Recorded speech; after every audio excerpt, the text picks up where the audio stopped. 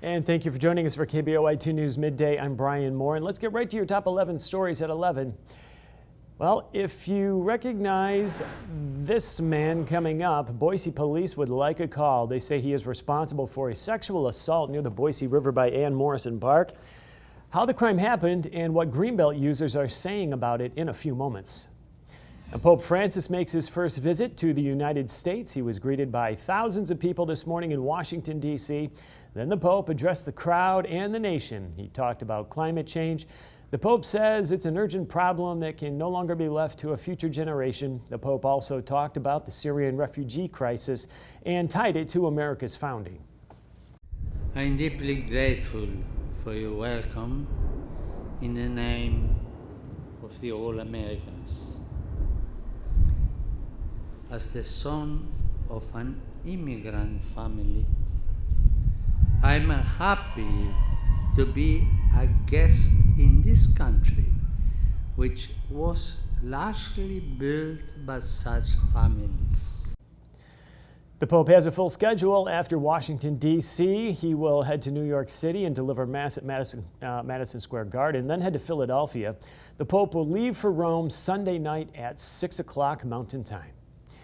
Emergency crews responded to a rollover crash on I-84 eastbound near the Broadway interchange. It happened shortly after 8 o'clock this morning.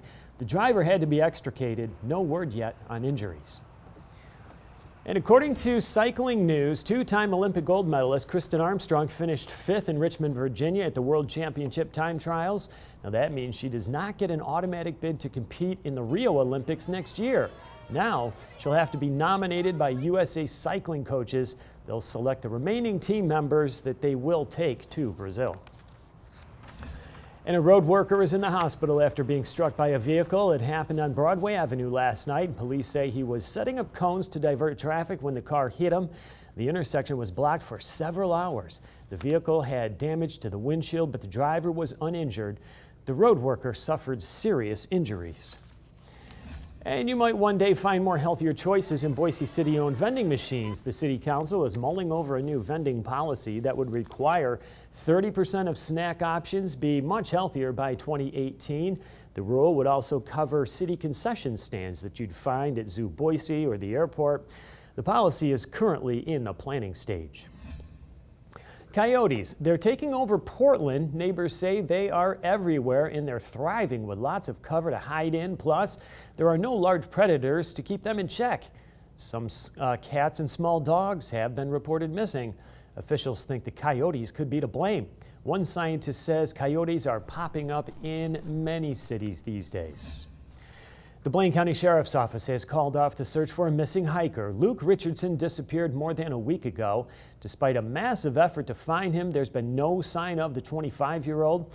Richardson's parents responded online. His father said in a Facebook post, quote, he would be honored at the tremendous effort made to locate him. Mormons are mourning the death of Richard G. Scott. He died of natural causes at the age of 86. Elder Scott was a member of the church's Quorum of 12 Apostles. He was born in Pocatello, graduated from George Washington University, and was ordained a Mormon apostle in 1988.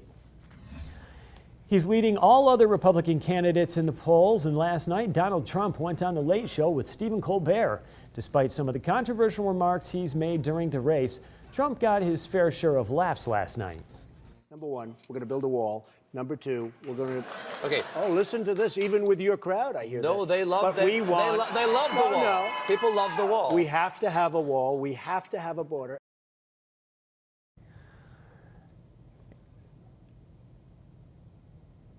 And you can catch Stephen Colbert right here on KBOI TV2 weeknights at 10:30. The U.S. Secretary of the Interior has announced that the sage grouse will not be added to the endangered species list. Federal protections could have brought much more sweeping restrictions on grazing and oil and gas drilling. Environmentalists are certain to challenge the decision. The sage grouse makes its home in Idaho along with 10 other western states.